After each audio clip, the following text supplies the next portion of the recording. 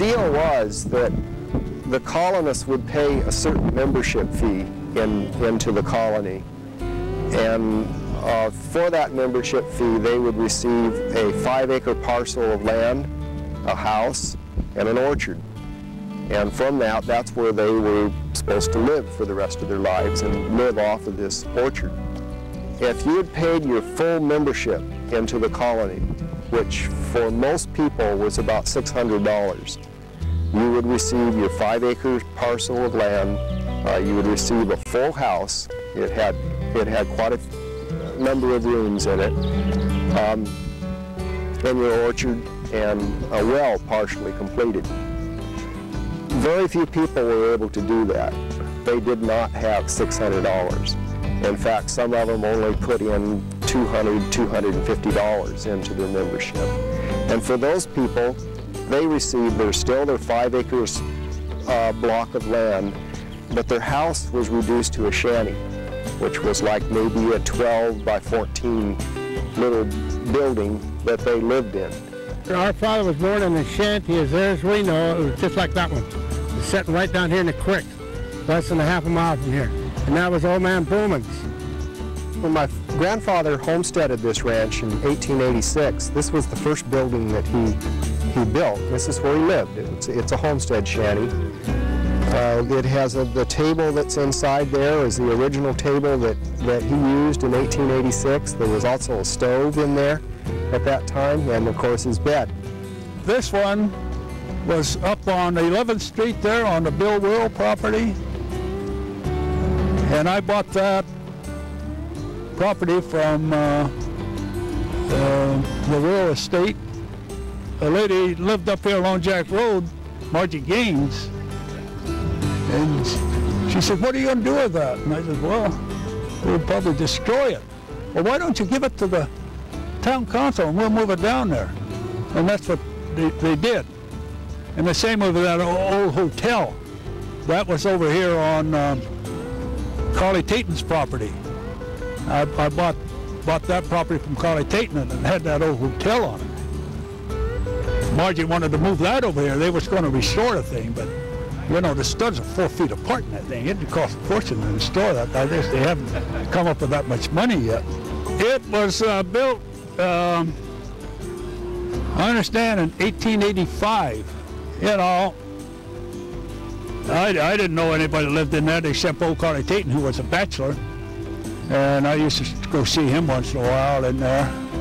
That is the largest building that was built in Olivenhain during the colony era.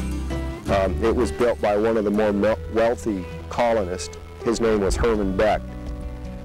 He had a fairly large family. I think there was 10 in all. He intended to use that building as a hotel, and in fact had already named it the Germania Hotel. It was used for a short time as kind of like a boarding house. It did not represent what the colony homes looked like.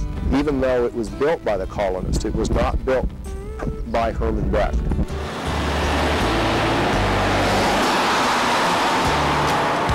The Olivenhain Meeting Hall was something that the colonists, after they had been here 10 years, on their 10th anniversary, they decided to build something special for their community.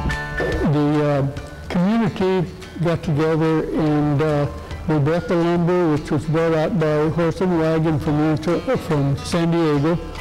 And of course the roads weren't very good at that time. To go to San Diego was a 2-day trip. We built the lumber out here, and they built this building. It was just a rectangular building made of redwood. My granddad and my Uncle Herman, who John mentioned, hauled the lumber for that haul out with a horse and wagon from the rail siding in Encinitas in 1895. So my granddad helped build the thing. Early colonists had their meetings in there. Some of the older ones would go down there and drink beer and play cards, you know, on the weekends, you know, Saturdays or Sundays. Before my time, actually, when I would be in buggy out in the car in front of the hall, and my folks would be in here, and they had a lot of, they drank a lot of beer at that time. During the World War II, it was used very little. Before that, there used to be dances here, maybe once a month, and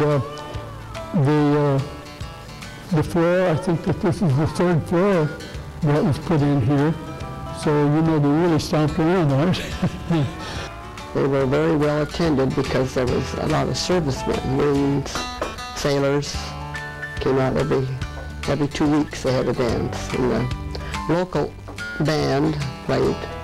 Art's brother was one of them that played, Herman Bumann, Max Brink, Fred Harvey. In my time here, which started way back in the 30s, of course, see, I was born in 17, and by the mid-30s already, I had these dances at least once a month, and I never saw a bar set up in there, but the liquor was in the cars. One thing about this hall, I used to, we always had horses when I was growing up, and I used to take groups on hay rides, especially church groups. And we had the bean boxes, and there'd be maybe 30, 40, 50 kids, I don't know how many.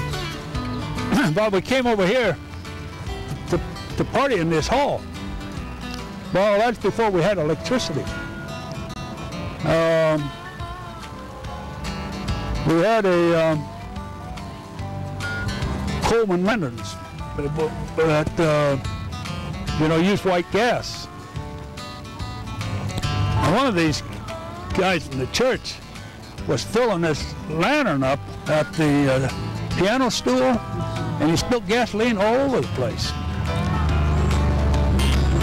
He was just going to strike a match to light that lantern, and I caught him. That's how close it came to being burnt down. I don't like to see a lot of changes to the hall. I think there's some people that would like to see some changes there. To me, it's been that way for 110 years or so, and I just do not see it change a lot, you know, sidewalks and all this extra lighting and fences and all this kind of stuff. I think they ought to leave it natural like it's been for all these years. It's done good as far as I'm concerned.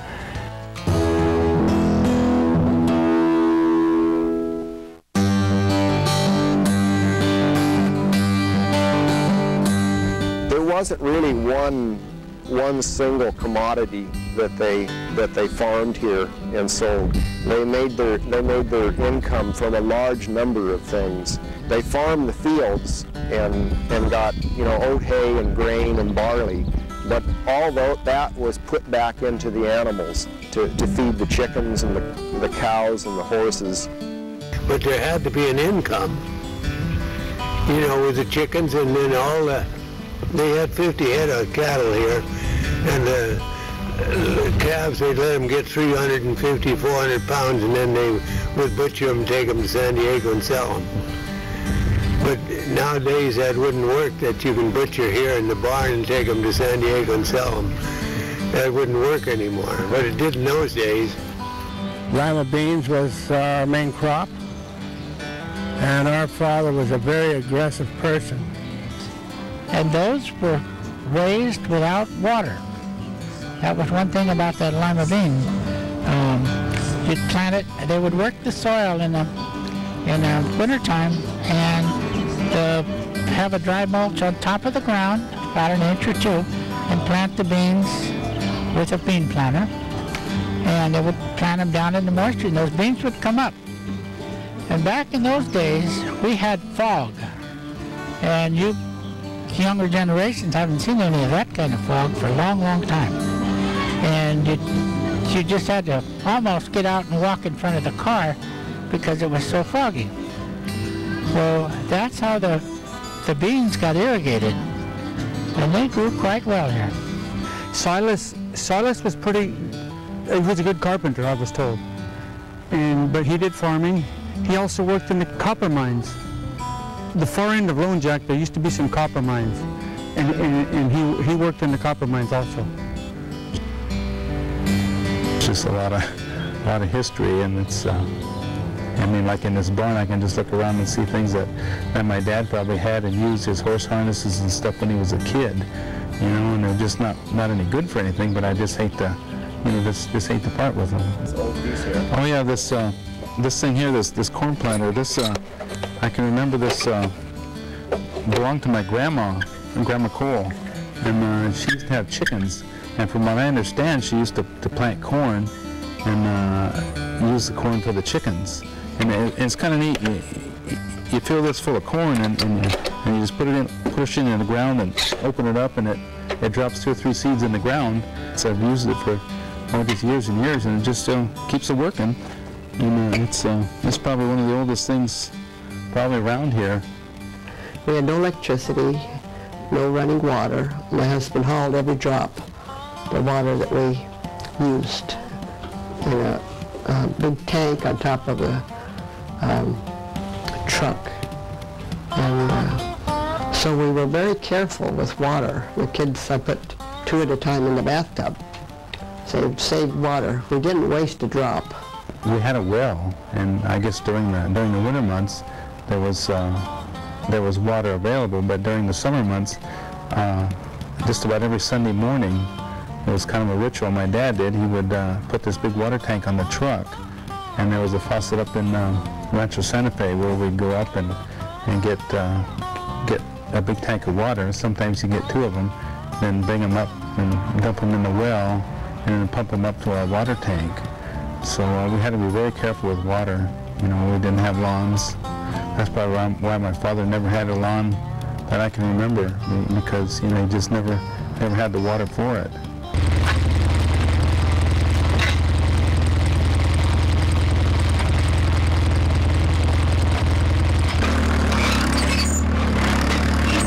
Yeah, my dad's disking business, after he passed away, the tractors and everything were just kind of sitting here, and my mom really didn't have any use for them. So I started out a few advertisings around and word of mouth, and now I have really lots of work disking. And I still have his old truck that he hauled his tractor on, a 54 Chevy truck, and there's several of his old tractors around that still run, and I've collected a few of them since then.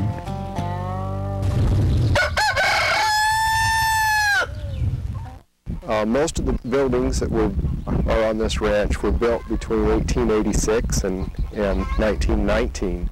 And this is probably one of the better remaining examples of a homestead ranch in the North County of San Diego. This is a flail bin. It's used to thresh beans and other types of grain products. What you do is out in the field, you let, for instance, pinto beans, you would let them dry, and then until you could finally get them in your hand and go like that, and the beans would break out of the pods. And when that happens, then you bring all of your beans and you stack them in here with the straw and everything up to about this level here.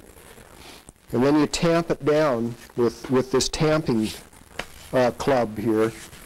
You tamp it down as tight as you can get it down in there. And then you take the flail, and that's this instrument here. And it's on a pole, has a hinge up here, has it's like a big board at the end. And you get that, and you hit the crop repeatedly with this flail, and the impacting blows breaks the pods, and then the beans are able to